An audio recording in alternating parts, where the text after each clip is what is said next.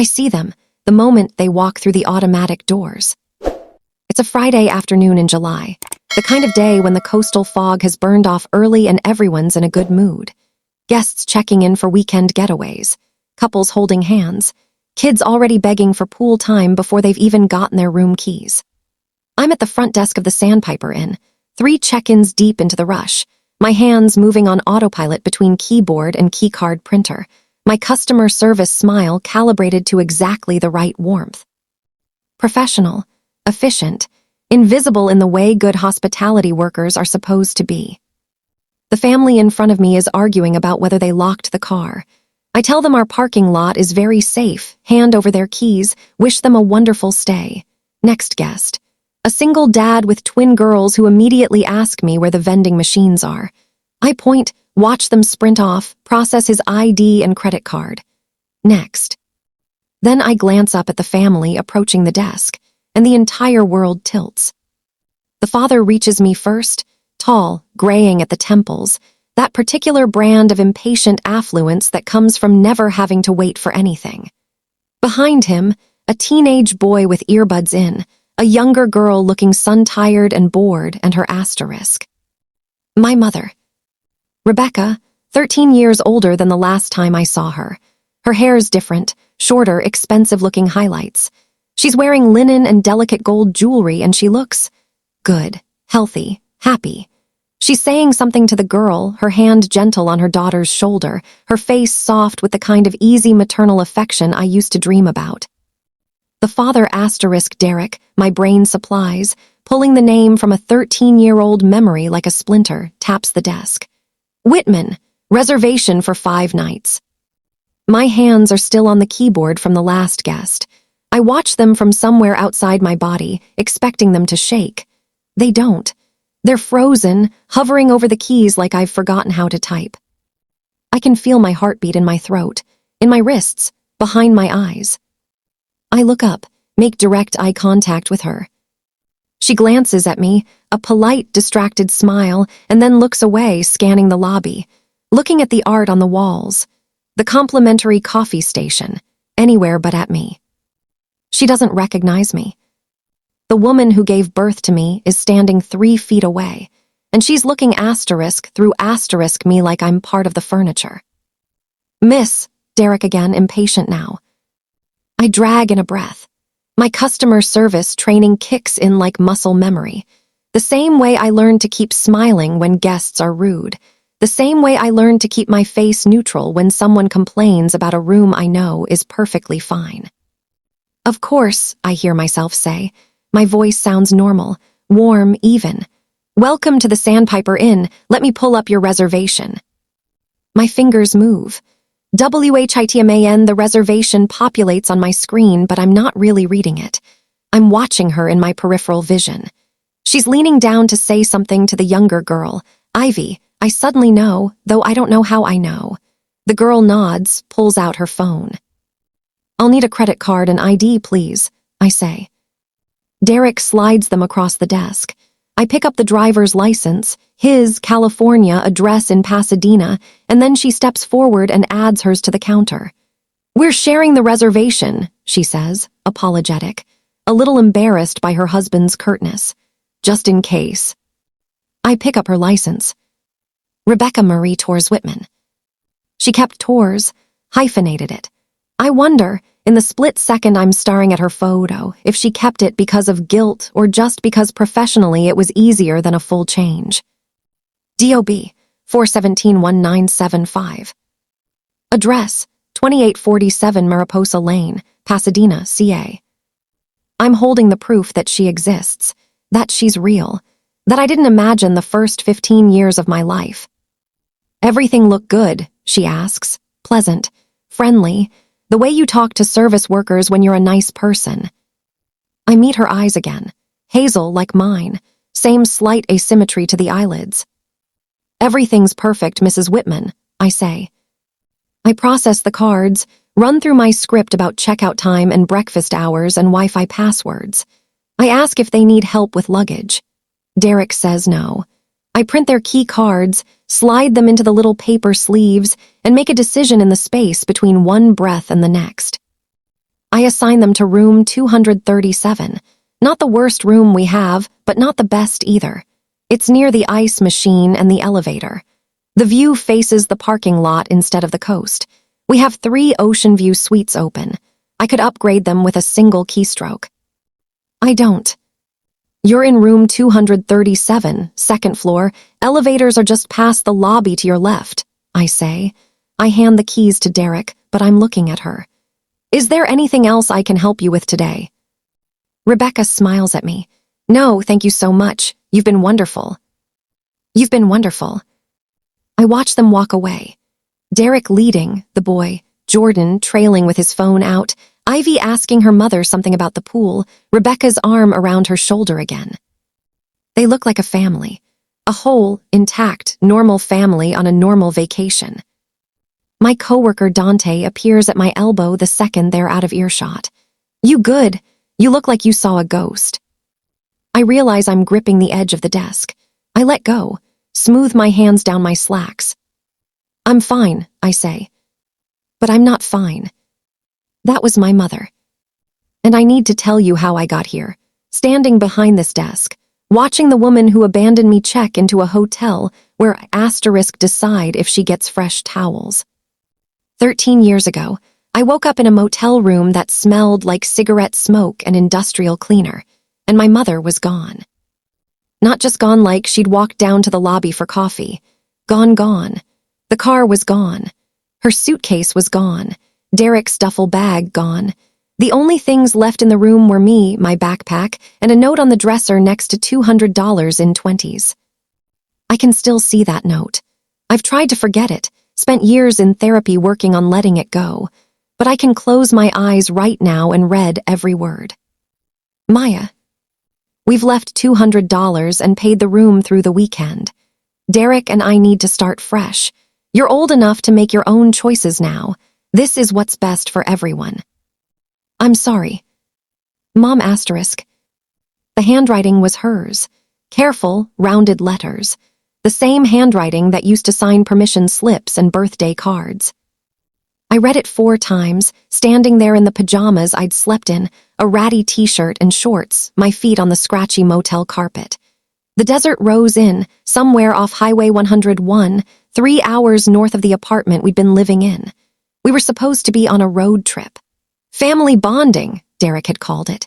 He'd been my stepfather for 8 months, and he was very big on bonding. The first time I read the note, I thought it was a joke, some kind of test. The second time, my hands started shaking. The third time, I ran outside in my pajamas and bare feet to check the parking lot, like maybe I'd misunderstood, like maybe they were just moving the car. Empty.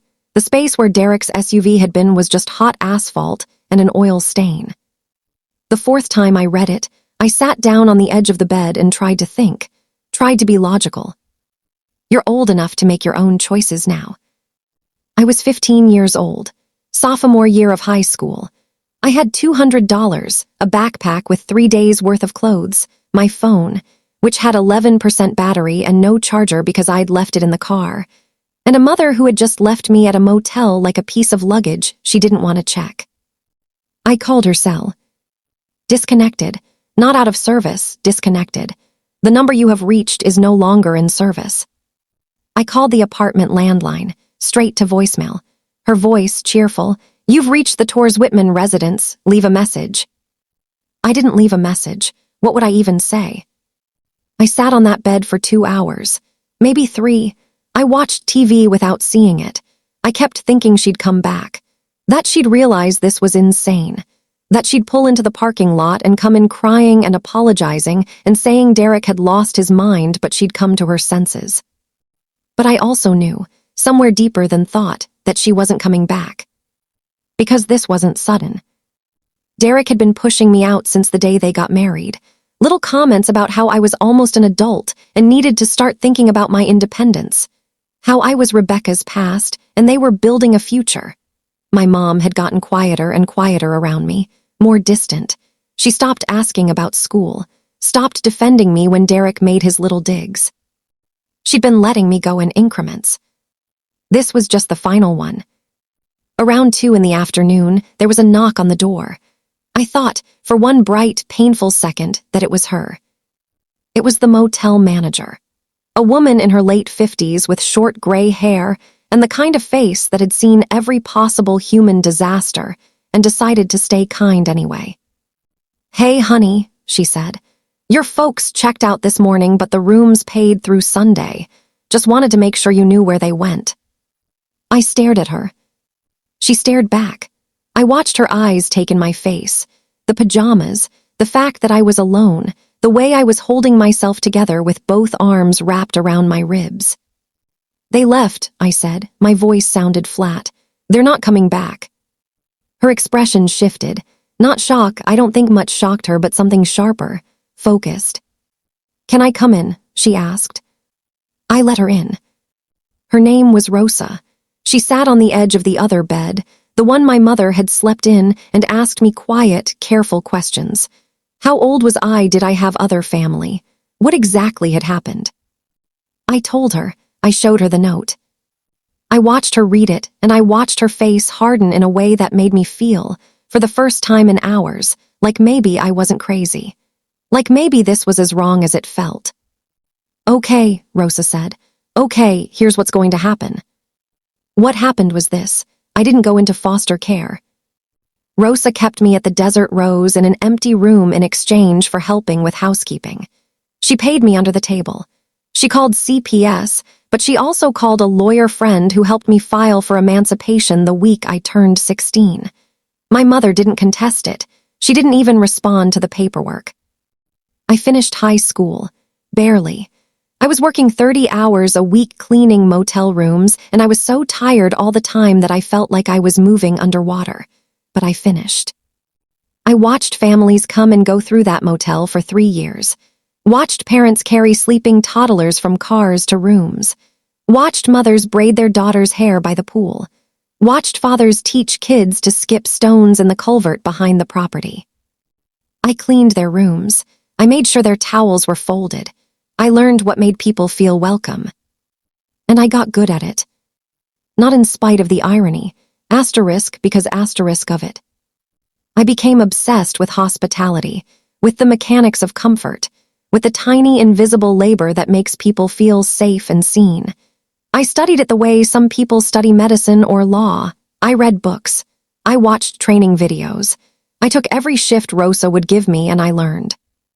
When I turned 18, I enrolled in online community college, hospitality management. I did homework in the motel office after my shifts. I wrote papers about customer service optimization and operational efficiency.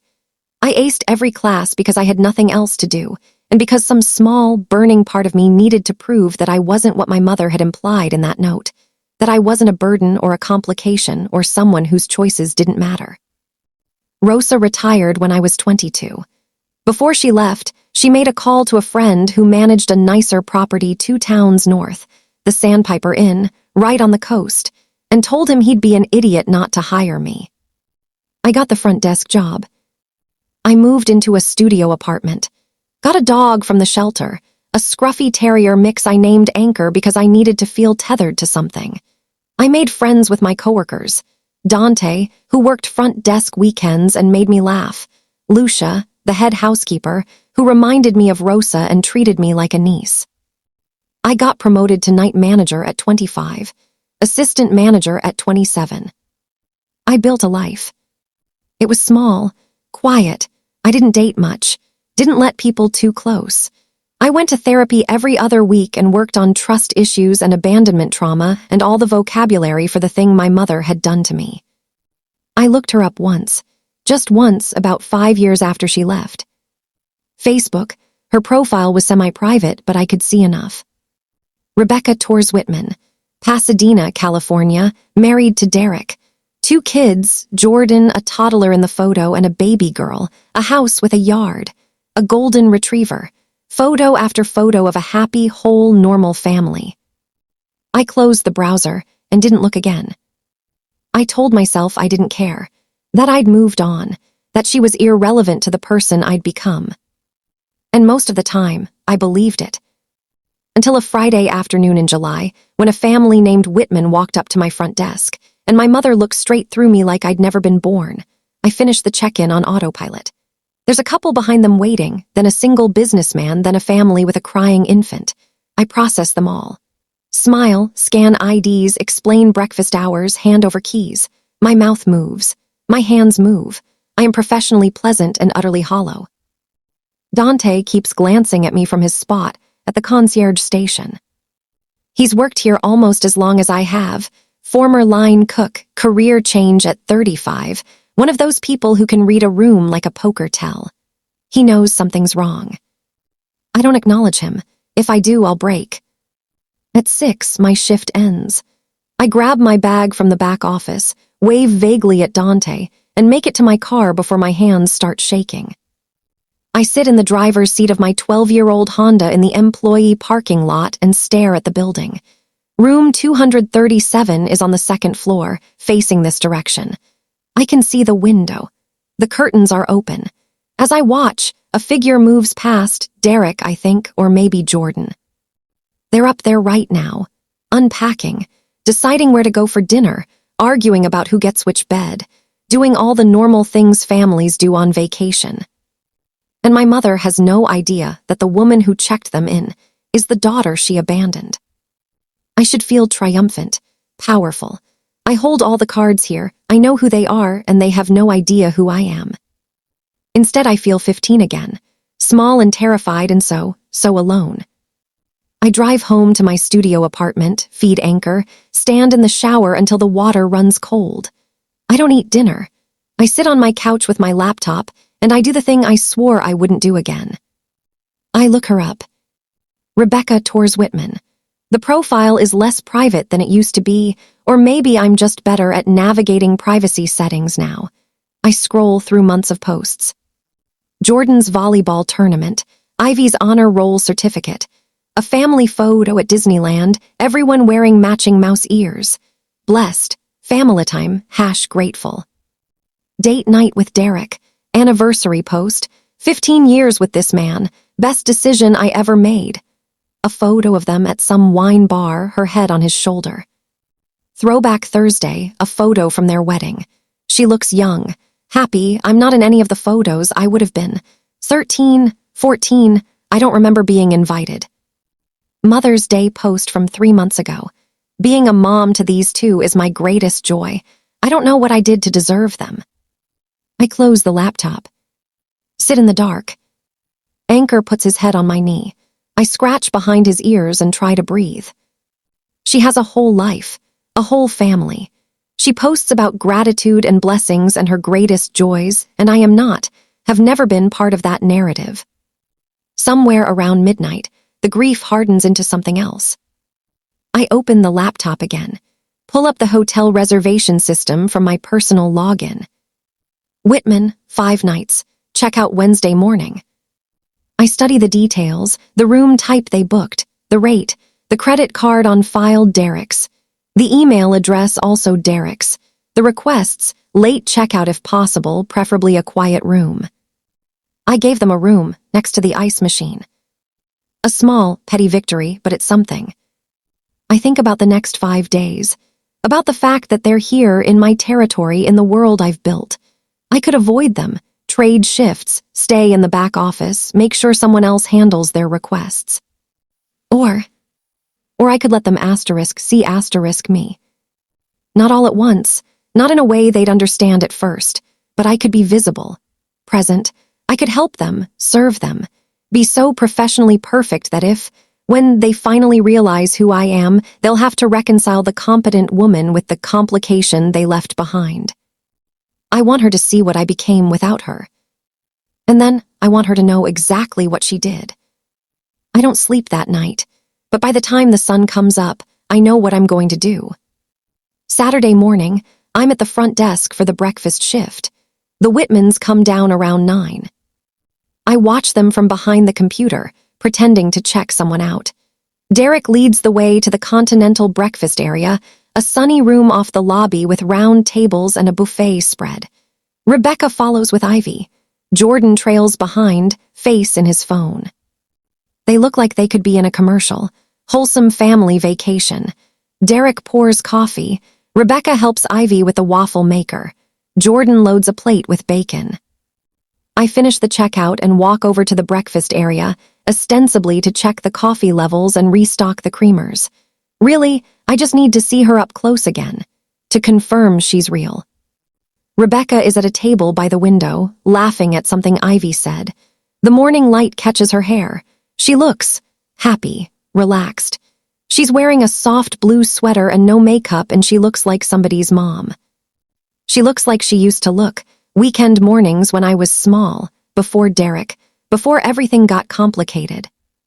It's disorienting. I refill the creamer station. Derek approaches for his second cup of coffee, doesn't look at me. Jordan walks past on his way back to the buffet, earbuds still in. Ivy notices me, though. She's younger, 13 maybe, with Derek's dark hair and Rebecca's eyes. "Excuse me," she says, polite. "Do you have any syrup? I can only find the fake kind." I smile at her. "Let me check in the back. I think we have real maple." I find a bottle in the supply closet, bring it out, hand it to her. "You're a lifesaver," she says, and her grin is so genuine and unguarded that something in my chest twists.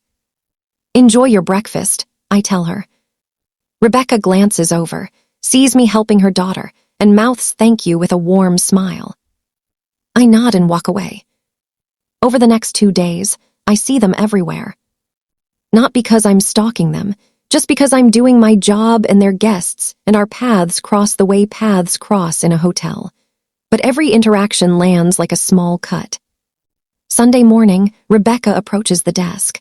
"Hi, sorry to bother you, but we were hopping to get some restaurant recommendations. Somewhere local, not too touristy." I pull out the guide we keep behind the desk, walk her through options. She's engaged, asks good questions, laughs when I warn her that the seafood place on Main Street has incredible food but terrible parking. "You're so helpful," she says. "Thank you, I'm sorry I didn't catch your name." "My name tag says Maya. It's been pinned to my shirt every single time she's seen me." "Maya," I say. "Maya, thank you so much." She tucks the guide into her purse, smiles, walks away. My name means nothing to her. Monday afternoon, they need extra towels. I deliver them personally. I tell myself it's because housekeeping is short-staffed, but really I just want to see their room. See the life they're living, even temporarily. I knock. Derek answers, phone pressed to his ear, waves me in distractedly. The room is lived in. Suitcases open on the luggage racks. Ivy's clothes scattered on one bed. Jordan's sneakers by the door. Rebecca's sweater folded neatly on a chair. Rebecca comes out of the bathroom. "Oh, more towels, perfect. Derek used about 5 this morning, I swear." She rolls her eyes affectionately. I set the towels on the counter. "Anything else you need?" "No, this is great. Thank you so much, Maya, right?" "Right." She's standing 3 feet from me in a hotel room. The way we stood in dozens of hotel rooms and motels and budget inns during my childhood. During the hard years after my dad died, when we were barely scraping by. I used to hold her hand in motel parking lots. She doesn't remember. Or she does, and I've been so thoroughly erased that even my face doesn't register. "Have a great afternoon," I say, and let myself out. Tuesday, they request a late checkout. Derek makes the request, comes to the desk mid-morning while I'm processing a group reservation. He interrupts, doesn't wait for me to finish, just leans on the counter and says, "Hey, sweetheart, we're in 237, wondering if we can get a late checkout tomorrow, maybe 1 or 2 p.m. "Sweetheart." I finish typing, make him wait 5 seconds, then look up. "Let me check our availability." I check. We're not fully booked tomorrow, so it's fine, but I let him stand there for a minute while I pretend to consider. "I can do 1 p.m., I say. "Can you do 2? 1 p.m. He's not used to being told no. I can see it in the way his jaw tightens, but I'm polite, professional.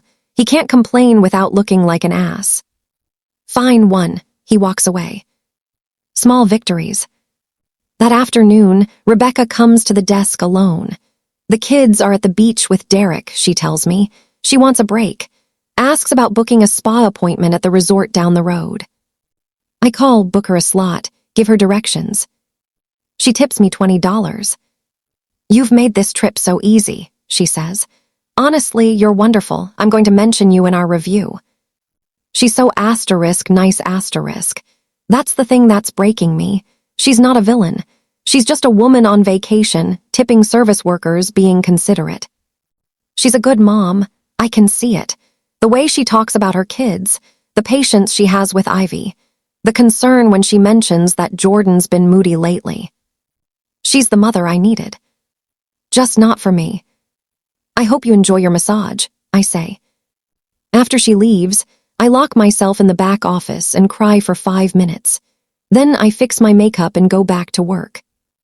Wednesday, their last full day, everything shifts. It's late afternoon, nearly 4. I'm at the desk working on scheduling for next week. The lobby is mostly empty, just a couple reading magazines by the fireplace. Then I hear raised voices from the elevator hallway. Jordan comes through first, face flushed, angry. Rebecca follows, her voice low and urgent. Jordan, please just calm down. I'm not calming down. He wheels on her, right there in the lobby. This is exactly what I'm talking about. You always just go along with whatever he wants. You never stand up for us, you never. Keep your voice down. She reaches for his arm, he jerks away. Why? Worried about what people think. That's all you care about, what things look like. Derek comes through the elevator doors, and his presence changes the air. Jordan, room, now asterisk. Jordan's face does something complicated, anger and fear and frustration. This is bullshit, he mutters, but he goes. Rebecca looks mortified. She glances around the lobby, sees me watching, and her face crumples with embarrassment. Derek takes over. He walks to the desk, all smooth apology. Sorry about that. Teenage angst, you know how it is. He laughs like we're sharing a joke. I don't laugh. Is there anything I can help with? I ask. No, just family stuff. We're fine. He steers Rebecca toward the elevators. She keeps her head down. I watch them go. And I see it. The thing I recognized in myself but couldn't name until now. Rebecca's passivity, the way she folds, the way she prioritizes Derek's comfort, Derek's image, Derek's control over everything else. Including her own son's feelings. Including, 13 years ago, her own daughter's asterisk life. It wasn't that she didn't love me. It's that she loved her own peace more, loved avoiding conflict more, loved the path of least resistance more. Derek said I had to go, and she went along with it because standing up to him was harder than leaving me behind. The grief I've been carrying for 13 years crystallizes into something sharper. Clarity. Lucia finds me in the back office 20 minutes later. You okay, Mija? She's holding a supply inventory clipboard, but her eyes are concerned. You've been off all week. Lucia has worked here for 15 years. She's in her mid-50s, raised 3 kids on her own, has the kind of steady, no-bullshit warmth that makes you want to tell her everything. I've never told her about my mother. That family in 237, I hear myself say. The Whitmans. What about them? The woman, Rebecca, she's my mother. Lucia goes very still. Your mother? She left me at a motel when I was 15, just drove away. I haven't seen her in 13 years. The words come out flat, factual. She checked in Friday. She doesn't recognize me. Lucia sets down her clipboard and closes the office door. Dios mío, Maya. They check out tomorrow morning. What are you going to do? That's the question, isn't it? I could do nothing, let them leave, let the moment pass. Or, I need her to see me, I say slowly. I need her to know what she did. I stop, try to find the right words.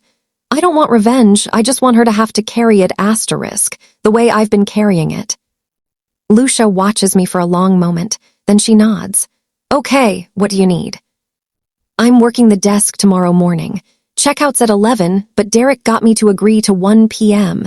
I'm going to handle their checkout personally. I take a breath, and I'm going to tell her who I am. Here, at the desk. It's my territory, my terms. I meet her eyes. She left me in a motel. I'm going to face her in one. Lucia reaches across the desk and squeezes my hand. I'll be here, whatever you need. That night, I go home and I write a letter. Just in case I can't speak, just in case they run, just in case my voice fails me. I write down what happened after they left. The emancipation, Rosa, the years of work, the person I became. I don't make it cruel, I just make it true. And I seal it in an envelope with my mother's full name, written on the front in careful letters.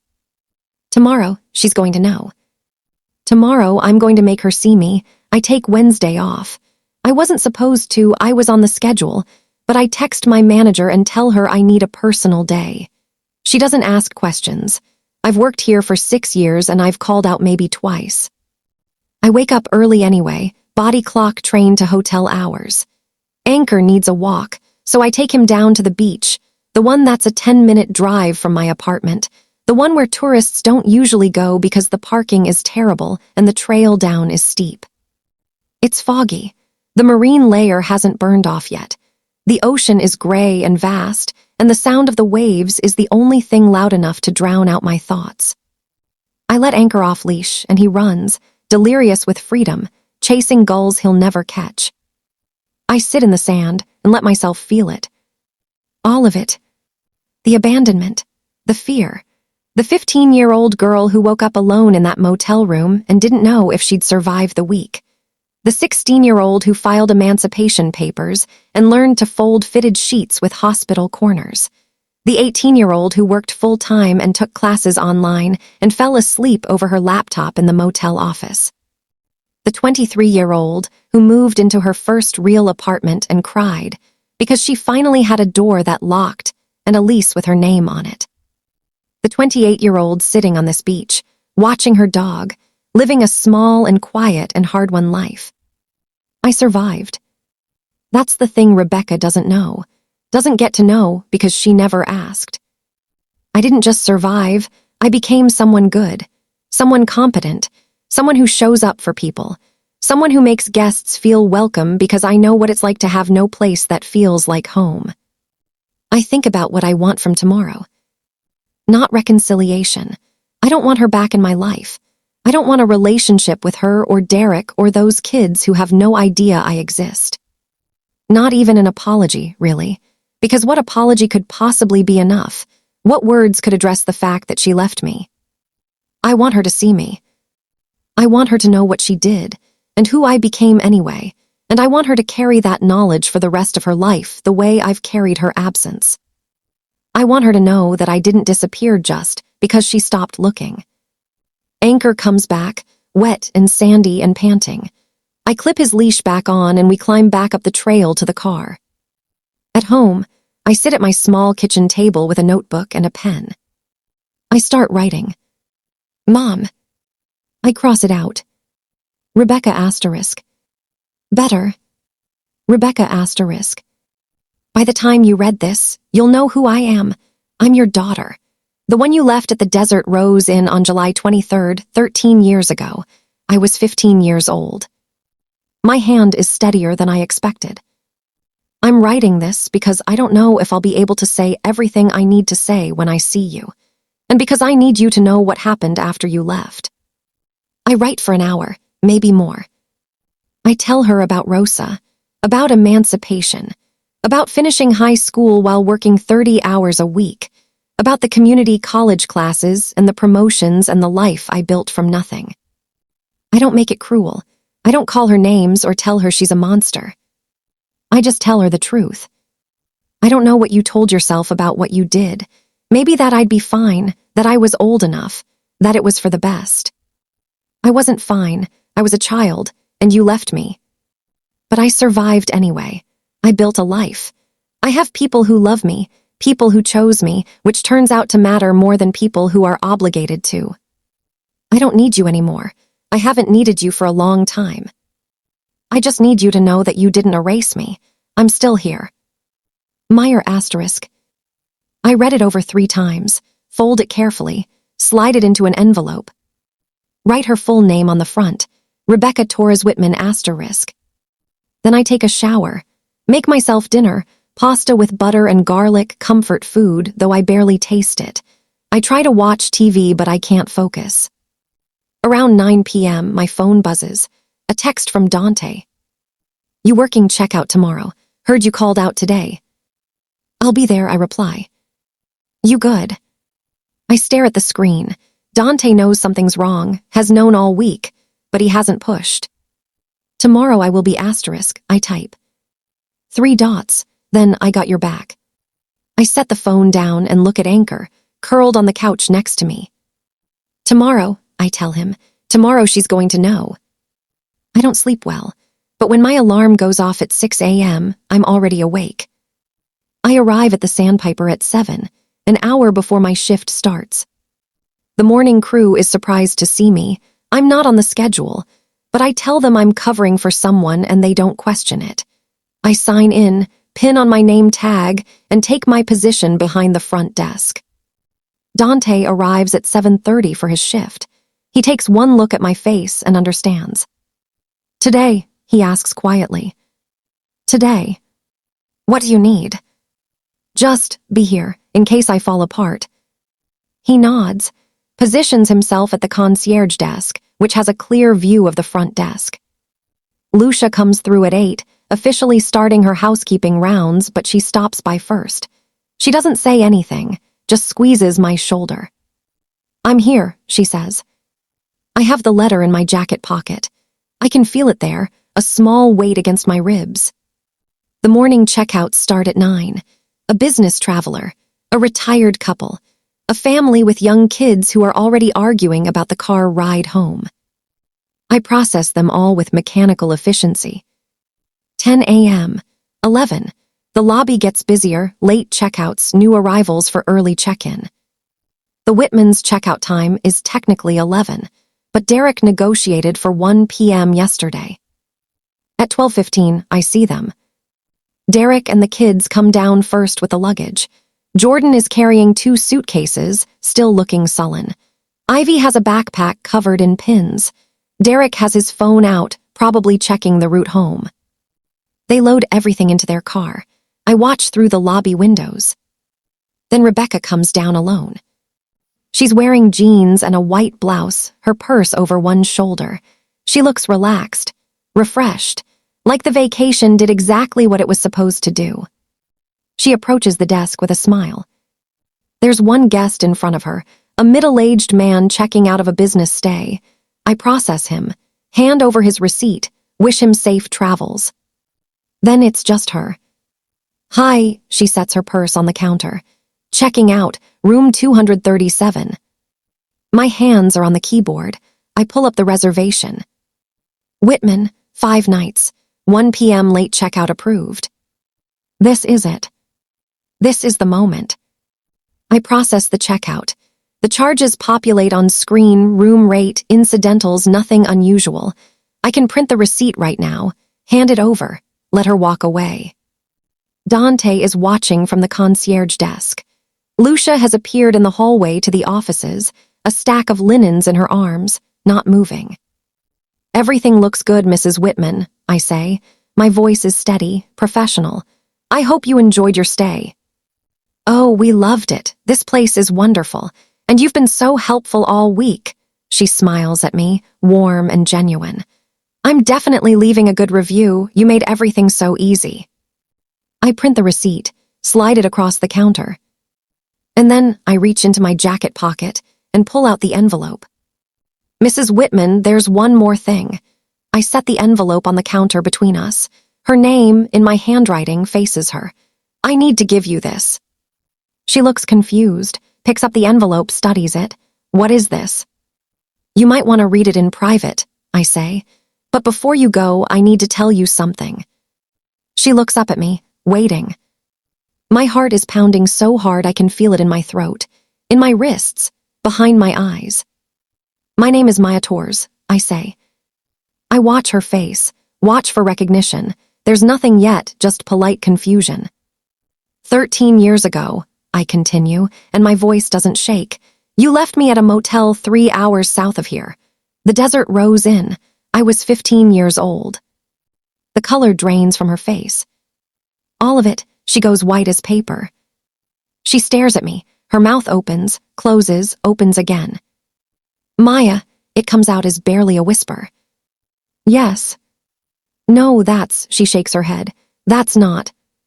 But she's looking at me now, really looking, and I watch the recognition hit. The eyes, the shape of my face. The girl she left, now a woman, now wearing a hotel uniform and standing behind a desk in a life Rebecca knows nothing about. Oh my God, she breathes. The envelope shakes in her hand. She looks around the lobby, suddenly aware that we're not alone. There's a couple by the fireplace, Dante at the concierge desk, another guest approaching for checkout. I don't. She lowers her voice, leans in. Maya, I don't understand. What are you doing here? I work here, I say simply. I'm the assistant manager. But how, when did you? She's spiraling. Her hands are shaking. I didn't know, I didn't recognize. I know you didn't. She reaches for me, actually extends her hand across the desk, and I step back. Can we? She glances around again. Can we talk, somewhere private?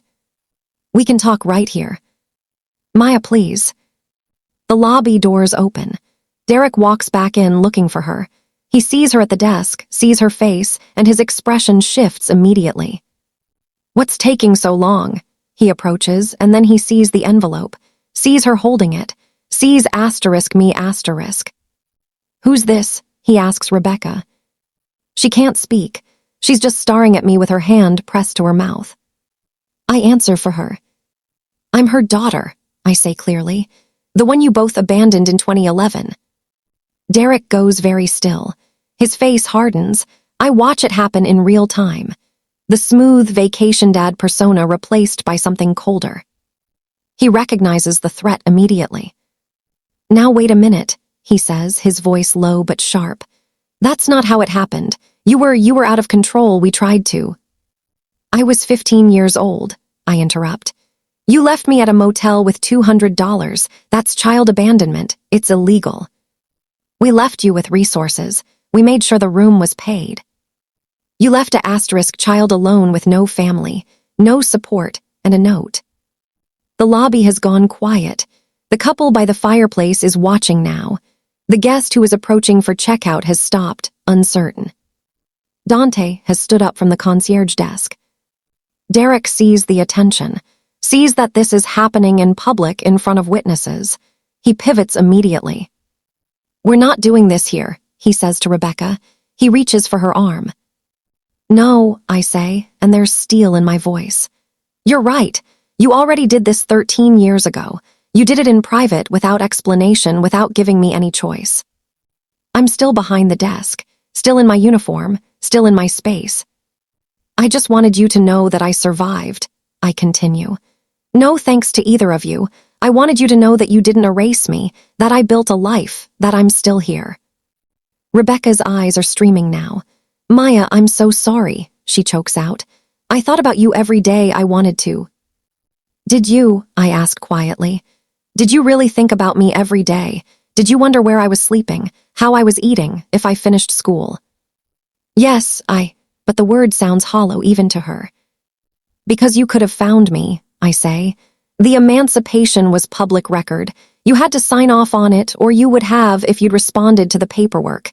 You didn't. You didn't contest it. You didn't ask where I was. You just let me go. It wasn't like that. Then what was it like?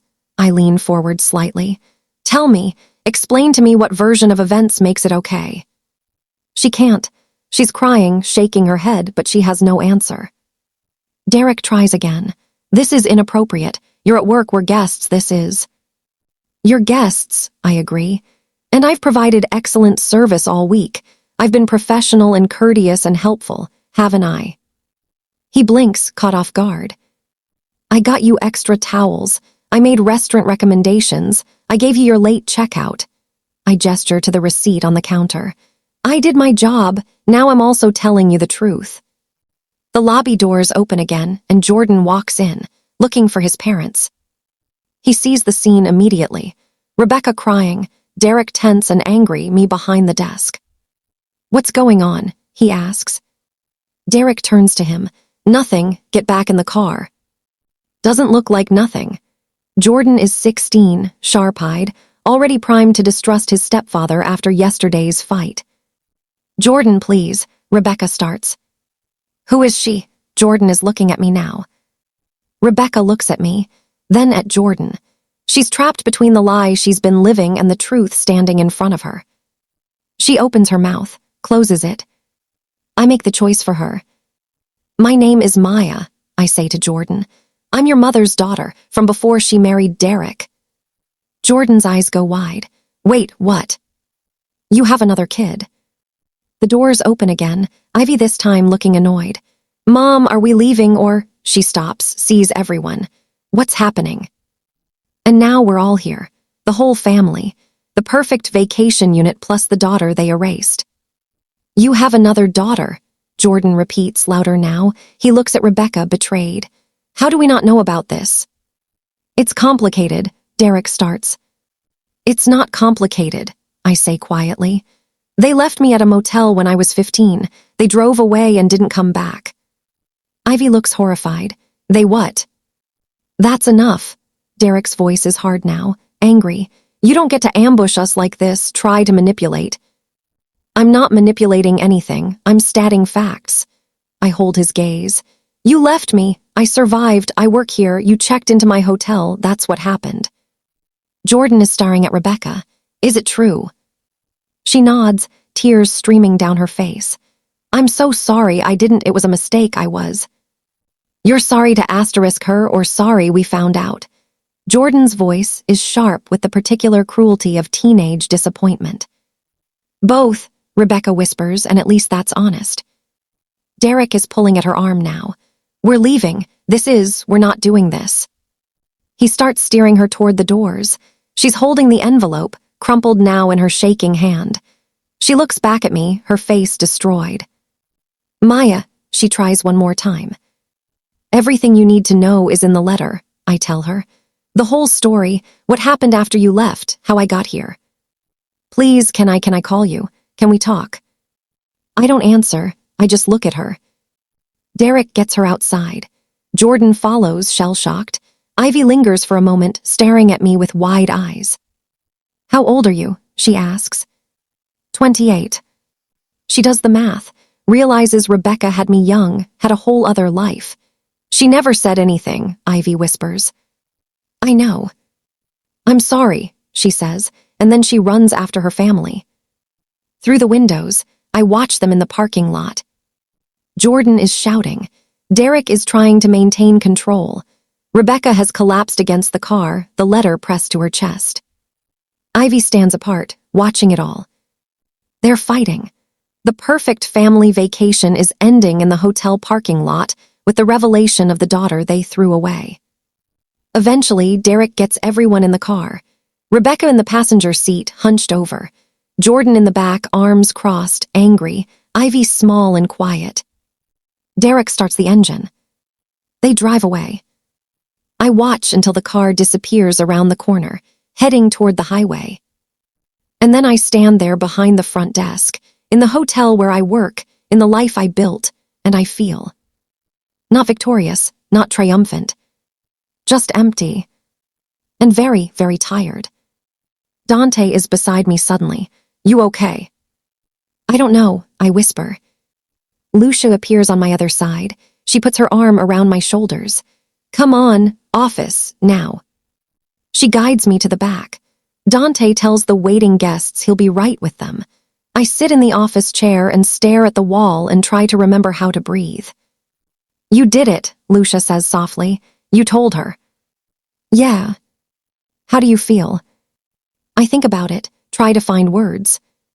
"Like I finally stopped being invisible," I say. "And that's enough. For now, that's enough." I sit in the back office for 20 minutes, maybe longer. Time feels strange. Lucia brings me water. Dante handles the desk. I can hear his voice through the door, calm and professional, checking people out, answering questions, keeping everything running smoothly like nothing world-shattering just happened in the lobby. My hands won't stop shaking. I keep replaying it. Rebecca's face when she recognized me. The way the color drained. Derek's immediate defensive anger. Jordan's shock. Ivy's quiet horror. The way they drove away, and I just stood there. You should go home, Lucia says gently. I'm fine. Mija, you just confronted the mother who abandoned you in front of her whole family in the middle of the lobby. You're not fine. Go home. She's right. I know she's right. But the idea of going back to my empty apartment, sitting alone with what just happened. I don't want to be alone, I hear myself say. Okay, Lucia doesn't hesitate. Come to my place tonight. I'll make dinner. You can sleep in the guest room if you want. The offer breaks something in me. I start crying, really crying, not the controlled tears I've been holding back all week, but big, ugly, gasping sobs. Lucia holds me and doesn't say anything. Just lets me fall apart in the office while the hotel keeps running outside the door. Eventually, I pull myself together enough to wash my face in the staff bathroom, fix my makeup, and tell Dante I'm leaving. You were a fucking warrior out there, he tells me quietly. I hope you know that. I drive home in a daze, feed Anchor, sit on the couch, stare at my phone. No calls, no messages. I don't know what I expected. For Rebecca to call immediately, to show up at my apartment somehow. To what? Apologize sufficiently. There's no apology that would be enough. Around 3 p.m., my phone buzzes. Unknown number. I stare at it, let it go to voicemail. A minute later, a voicemail notification appears. I almost delete it without listening, but something makes me press play. Maya, Rebecca's voice shaking. It's me, Mom, I mean Rebecca, I don't... A long pause, the sound of her crying. I don't know what to say, I read your letter, all of it, I'm so sorry, I know that's not enough, I know, her voice breaks. I need to explain, please, can we talk, please call me back. I delete it. 30 minutes later, another voicemail. Maya, it's Rebecca again. I know you probably don't want to hear from me, I understand. But I need you to know Derek, he was the one who, it wasn't my idea. I was weak. I was scared. I went along with something I knew was wrong and I've regretted it every single day since. Please, give me a chance to. I delete that one too. I turn my phone off. That evening I go to Lucia's house. A small ranch-style place she's owned for 20 years, filled with photos of her kids and grandkids, and the kind of comfortable clutter that comes from actually living in a space. She makes me arroz con pollo, and we eat on her couch and watch telenovelas, and she doesn't make me talk about it until I'm ready. Around 9 p.m., I finally say it out loud. She blamed Derek. Lucia looks at me, in the voicemail. Yeah, said it wasn't her idea, that she was weak and went along with it. What do you think? I set down my plate. I think that's probably true. I think Derek wanted me gone and she didn't fight for me, which is almost worse than if it had been her idea, because it means she chose him over me. She chose her own comfort over my safety. Yeah, Lucia says quietly, that's what I think too. She wants to talk, to explain. Do you want to hear it? I think about that, really think about it. No, I say finally, because there's nothing she can say that changes what happened. There's no explanation that makes it okay. She left me. Everything that came after, that's on her. Lucia nods. Then you don't owe her that conversation. I sleep in her guest room that night. Don't turn my phone back on until morning. When I do, there are 6 more missed calls, 3 voicemails, 2 text messages. One of the texts is from a number I don't recognize. Hi, this is Jordan. I got your number from the hotel, told them I was family, sorry. I don't really know what to say. I'm really sorry about what happened to you. That's fucked up. I don't know if you want to hear from me, but I wanted you to know I'm mad at them too. They lied to us. Anyway, yeah, sorry. I read it 3 times. He's 16. This isn't his fault. He didn't know. I type back, thank you for reaching out. I appreciate it. This isn't your fault or your sister's. Take care of yourself. I hesitate, then add, and I'm sorry you found out that way. Send. The other text is from Rebecca. Please, Maya. I know I don't deserve it, but please give me a chance to talk to you. I'll do whatever you need. Therapy, mediation, anything. I can't lose you again. I stare at that one for a long time. I can't lose you again. The presumption of it. The idea that she has asterisked me to lose. That there's something between us that can be salvaged. I don't respond. The next few days are strange. I go back to work. The story has spread through the staff. Dante and Lucia didn't gossip, but people saw the confrontation, and in a hotel this size everyone knows everything eventually. People are kind, careful with me. A few coworkers I'm not even that close with stop by the desk to tell me they're sorry, or that I was brave, or that they can't imagine. My manager calls me into her office and asks if I need time off, if I want to file any kind of formal report about guest harassment. They didn't harass me, I say. I confronted them. I know, she says. I'm just making sure you're okay, and that he didn't try to retaliate or complain. No, they just left. Okay, well, the offer stands if you need anything. I go through the motions, check people in, check people out, smile, process payments, recommend restaurants. Rebecca keeps calling. I don't answer. The voicemails get more desperate. She's sorry. She wants to explain. She needs me to understand. She's been in therapy for years over this. She's wanted to find me, but Derek said. I stop listening to them. Just delete them as they come in. On day 4, I get an email. The subject line is, "From Rebecca, please read asterisk." I almost delete it, but something makes me open it. Maya asterisk. I know you don't want to talk to me. I understand. But I need to say this even if you never respond. What I did to you was unforgivable. I have spent 13 years trying to live with it and I can't. I told myself you'd be okay, that you were resilient, that you'd go to your aunt or find a way. I knew you didn't have an aunt. I knew there was no safety net. I knew, and I left you anyway. Derek told me you'd drag us down, that we couldn't build a new family with my past hanging over us, that you were old enough to be independent and that giving you space was the kindest thing. I knew it was wrong. I knew it was cruel. And I did it anyway because I was a coward. I chose a man over my daughter. I chose my own comfort over your life. There is no explanation that makes that okay. I don't expect forgiveness. I don't expect a relationship. I just need you to know that what happened to you was not because you weren't enough. It was because I wasn't.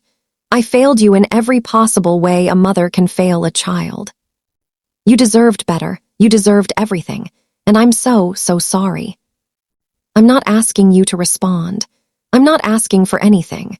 I just needed you to know that I know what I did, and that every good thing in my life since then has been shadowed by the knowledge that I abandoned my firstborn daughter and she had to survive without me. You didn't just survive, you became someone incredible. I could see that even in the few minutes I saw you at work. You're capable and kind and strong. You did that without me, despite me. I'm proud of you. I have no right to be, but I am. I'm sorry, Maya, for all of it. Rebecca. I read it twice. Then I close my laptop and sit on my couch with Anchor and stare at the wall. It's a good apology, as apologies go. She takes responsibility, doesn't make excuses, acknowledges the harm. It doesn't change anything. She's sorry, okay. She's been guilty for 13 years, okay. I was homeless at 15. I don't write back. Jordan texts me a few more times over the next 2 weeks. Small things, awkward things. Ivy wanted me to tell you she thinks you're cool. And then, we're in family therapy now. It's super fun. The sarcasm is palpable even through text. I respond occasionally, keep it brief, kind but boundaried. I'm glad you're in therapy. That's good. Tell Ivy thank you. He asks once if he can call me, talk for real. I think about it for a long time before I respond. I don't think I'm ready for that yet, but I appreciate you asking. Okay, that's fair. Then, for what it's worth, I don't think they're going to make it. Mom and Derek. She keeps bringing up what he made her do, and he keeps saying she's rewriting history. It's a whole thing. I feel a complicated twist of something. Not satisfaction exactly, just acknowledgement. The truth has a cost. They're paying it. I'm sorry you're in the middle of that, I write. Not your fault, he replies. It's theirs. Yeah, it is. 3 weeks after the confrontation, I'm at my therapist's office. I've been seeing Dr. Patel for 6 years, since I was 22 and finally had health insurance that covered mental health. She's helped me work through the abandonment, the trust issues, the hyperindependence. Now I'm telling her about the hotel, the confrontation, the aftermath. How do you feel? She asks. It's her favorite question. I used to hate it. Now I've learned it's actually useful. I don't know, I admit. I thought I'd feel more resolved, like telling her would close the loop, but it just feels open. What do you mean by open? Like there should be more, like the story's not done. Do you want it to be done? I sit with that. I want to stop thinking about it. I want to stop checking my phone to see if she's called. I want to stop wondering if I should have responded to the email. Do you want a relationship with her? No, that much I'm sure of. I don't trust her. I don't even know her. The person she is now, the mother to those kids, she's a stranger. Okay, so what do you need? I think about it. I need to stop waiting for something from her, I say slowly. An apology, an explanation, closure, whatever. I need to just let it be what it is. She left. I survived. We're both living with that now. That's the story. Dr. Patel nods. That's good work, Maya. Over the next few weeks, I practice that, letting it be what it is. Rebecca's calls taper off. She sends one more email, just checking in, hopping I'm well, reiterating that she's here if I ever want to talk. I don't respond, but I don't delete it either. I just let it sit there. Jordan texts occasionally. I respond when I feel like it, don't when I don't. It's tentatively okay. I don't think we'll ever be close. But he's a good kid dealing with a bad situation, and I don't mind being a neutral presence for him. At work, life returns to normal. The story becomes just another piece of hotel lore. Did you hear about Maya and that guest? And then fades. I get promoted. It happens in October, 3 months after the confrontation. The general manager position opens up. My boss is relocating for her partner's job, and I'm offered the role. It comes with a real office, a salary increase, my name on the door.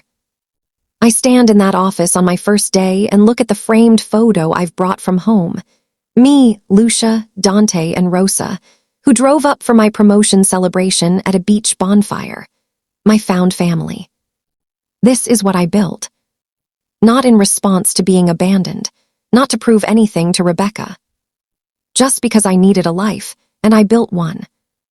It's late November when I'm standing at the front desk in the early afternoon, going over housekeeping schedules with Lucia, and a young woman approaches. Teenage, nervous, familiar in a way that makes my stomach drop. Ivy. She's alone, no parents. She's wearing a backpack and she looks like she's been rehearsing what to say. Hi, she says. I don't know if you remember me. I remember, I say gently. Ivy, right. She nods. I'm sorry to just show up. I tried to get your number from Jordan, but he said I should ask you first. I was in the area. Well, not really. I made my mom drive me. She's at a coffee shop down the street, and I wanted to talk to you. Lucia catches my eye. I nod slightly, I'm okay, and she steps away to give us space. What did you want to talk about? I ask. Ivy shifts her backpack. I wanted to say I'm sorry for what they did to you, and I wanted to meet you, like actually meet you, not just find out about you in a hotel lobby. There's something achingly earnest about her. She's 13. This isn't her fault. Do you want to sit? I gesture to the lobby seating area. We sit in 2 chairs by the fireplace. I tell Dante I'm taking 15 minutes. He nods. You didn't have to come all the way here, I tell Ivy. I wanted to. She fidgets with her backpack straps. Mom's been really messed up since this summer. She cries a lot. She and Derek fight all the time. Jordan barely talks to them. And I kept thinking about you. About how you were just like gone from our family and none of us knew. It's not your fault, I say. You were a baby when it happened. You couldn't have known. But I should have been told. We should have known about you. She looks at me with those hazel eyes, Rebecca's eyes, my eyes. Do you hate us? No, I say honestly. I don't hate you or Jordan. I don't really know you. And I'm not interested in hating anyone. It takes too much energy. Do you hate Mom? I consider that. No, I don't hate her either. I'm angry at what she did. But hate, I shake my head. I just don't have space for her in my life. She wants you to, Ivy says quietly. She talks about you all the time, about how she needs to make it right. She can't make it right, I say, not unkindly. What she did can't be fixed. I don't need her to fix it. I fixed it myself. Ivy is quiet for a moment. Then, are you happy? The question surprises me. Yeah, I say. I am. I have a good job, good friends, a dog, a life I built. I'm happy. That's good. She sounds like she means it. I'm glad you're okay. We talk for a few more minutes. She tells me about school, about volleyball, about how weird family therapy is. I tell her a little about the hotel, about Anchor. When she gets up to leave, she hesitates. Could I maybe text you sometimes, like Jordan does? I'm not trying to, force anything. I just think you're cool. And it feels weird knowing I have a sister and not knowing her. Sister. I haven't thought of myself as anyone's sister. You can text me, I say. I can't promise I'll always respond right away, but you can text me. Her face lights up. She gives me an impulsive hug, quick, awkward, and then hurries out to the parking lot where Rebecca is presumably waiting. I watch her go and feel something shift. Not closure exactly, just space, room for something that isn't pain or anger. Maybe that's enough.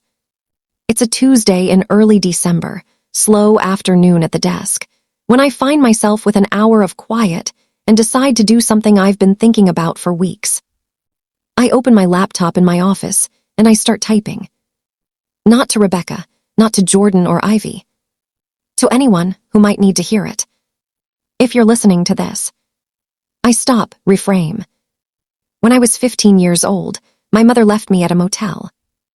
I write for an hour, maybe more. I write about the abandonment and the survival and the years in between. I write about Rosa and emancipation and learning to make beds with hospital corners. I write about building a life from nothing. I write about the confrontation, about standing behind that desk and finally being *seen*. And I write about what came after, the complicated mess of it, the fact that there was no neat resolution, no movie ending where everything tied up cleanly. Just life, continuing, myself continuing. At the end, I write, if you're listening to this and you've ever been left behind, by family, by a partner, by people who were supposed to protect you, I need you to know that their leaving wasn't a verdict on your worth. It was a failure of their capacity. You don't owe them forgiveness. You don't owe them access. You don't owe them a relationship just because they're sorry or because they're family or because enough time has passed. You just owe yourself the chance to build something better. I built a career, a home, a chosen family of people who show up. And yeah, it still hurts sometimes. Yeah, I still have moments where I wonder what my life would have been like if she'd chosen differently. But those moments get smaller, and my life gets bigger. Someone told me once that the best revenge is building a life so full that their absence stops mattering. I don't know if I'm there yet, but I'm close. And if you're starting from zero, if you're that 15-year-old in a motel room wondering how you'll survive the week, I need you to know that you can. You will. It won't look like you think it will. It won't be easy, but you'll make it. Document everything. Read what you sign. Trust the people who show up, not the people who promise to. And know that family isn't blood. It's who chooses you, who sees you, who stays. I'm Maya. I'm the assistant general manager of a hotel on the California coast. I have a dog named Anchor and friends who are more family than my family ever was. I'm 28 years old and I like my life. It took me 13 years to get here, but I got here. And so will you. I read it over, edit a few lines, and then I do something I never do. I post it. Anonymously, on one of those story-sharing forums where people talk about surviving toxic families and setting boundaries and rebuilding. Within an hour, there are comments. Thank you for sharing this. I needed to hear this today. You're so strong. This made me cry. I'm so sorry that happened to you and so glad you made it. I close the laptop and sit back in my chair. That feeling I've been chasing, closure, resolution, the end of the story, I realize it's not going to come from Rebecca, not from an apology or an explanation or a relationship. It comes from this, from turning the pain into something that might help someone else, from standing in the life I built and saying, this happened and I survived and you can too. That's enough. That evening, I go home to my apartment, feed Anchor, make myself dinner, pasta with butter and garlic, the same comfort meal I made the night before the confrontation, but this time I actually taste it. My phone buzzes. A text from Jordan. Ivy said she met you today. Thanks for being cool to her. I reply, she's a good kid. You both are. 3 dots. Then, asterisk, do you think you'll ever want to meet up for real? No pressure, just asking. I think about it. Type, maybe someday, I'm not ready yet, but maybe. That's fair, asterisk, he replies. We're not going anywhere. I smile at that, set the phone down. Anchor curls up next to me on the couch. I scratch his ears and look around my small apartment, the framed photos on the wall, the books on the shelf, the life I've filled this space with. Outside, the sun is setting over the coast. The fog is rolling in. Tomorrow I'll go back to work, check people in, make them feel welcome, do the job I'm good at. And I'll keep building this life. Keep choosing the people who choose me. Keep surviving and then thriving and then helping others do the same. Rebecca left me at a motel when I was 15. But I'm not 15 anymore. I'm not abandoned anymore. I'm just Maya, and that's exactly who I need to be. So that's my story. If you're listening to this in your car after a family dinner that left you feeling small, or in your room after being told you're too much or not enough, or anywhere in between, I want you to know you're not alone. The people who abandon you reveal their own limitations, not your worth. Home isn't where you came from, it's what you build. And sometimes the greatest act of justice isn't revenge, it's just refusing to disappear. I'd love to know where you're listening from, what resonated with you. If you've ever had one of those full circle moments where the past came back and you got to face it from a position of strength, drop a comment, share your story. And if this helped you in any way, hit that subscribe button. There are more stories like this, stories about survival and boundaries and second acts. Because you're not just surviving, you're building something. And that matters. I'm Maya, and I'm still here. Thank you for listening.